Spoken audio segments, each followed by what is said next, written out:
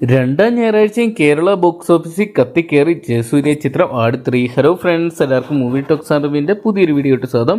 അപ്പോൾ ഇന്നത്തെ വീഡിയോ ഭാഗത്ത് നമ്മൾ പങ്കുവെക്കുന്നത് ആട് 3 എന്ന് പറഞ്ഞ ഏറ്റവും പുതിയ മലയാള സിനിമയുടെ രണ്ടാം ഞായറാഴ്ചയായിട്ടുള്ള ഇന്നലത്തെ കേരള കളക്ഷൻ റിപ്പോർട്ടും അതോടൊപ്പം 10 ദിവസത്തെ വേൾഡ് വൈഡ് കളക്ഷൻ റിപ്പോർട്ടൊക്കെയാണ്. വീഡിയോ ആദ്യമായിട്ട് കാണുന്ന സുഹൃത്തുക്കളാണെങ്കിൽ ഏറ്റവും ലേറ്റസ്റ്റ് സിനിമാ വിശേഷങ്ങൾ അറിയാൻ വേണ്ടി ഇപ്പോൾ തന്നെ ചാനൽ സബ്സ്ക്രൈബ് ചെയ്ത് നോക്കുക.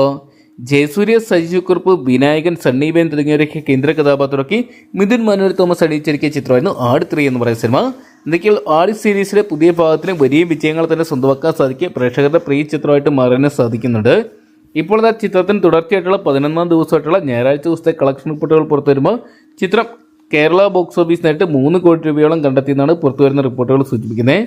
അതേസമയം ചിത്രം വേൾഡ് വൈഡ് ബോക്സ് ഓഫീസിന് തരംഗമായിട്ട് മാറിക്കൊണ്ടിരിക്കുകയാണ്. ഇപ്പോഴത്തെ ചിത്രത്തിൻ്റെ ആദ്യ 10 ദിവസത്തെ വേൾഡ് വൈഡ് കളക്ഷൻ റിപ്പോർട്ടുകൾ പുറത്തു വരുമ്പോൾ ചിത്രം 107 കോടി 20 ലക്ഷം രൂപ സ്വന്തമാക്കിയപ്പോൾ കേരള ബോക്സ് ഓഫീസിന് മാത്രം ചിത്രം 43 കോടി രൂപ സ്വന്തമാക്കിയതായിട്ടാണ് അറിയാൻ സാധിക്കുന്നത്.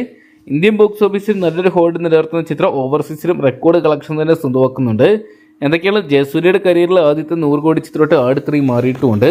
ഇനിയുള്ള ദിവസങ്ങളും ചിത്രത്തിന് നിർണായകമായിട്ട് മാറുന്നതാണ്. എന്തൊക്കെയാണ് രണ്ടാം തിങ്കളാഴ്ചയും കേരള ബോക്സ് ഓഫീസിൽ അത്യാവശ്യം നല്ലൊരു ബുക്കിംഗ് സ്വന്തമാക്കാൻ പാപ്പനും കൂട്ടർക്ക് സാധിച്ചിട്ടുണ്ട്.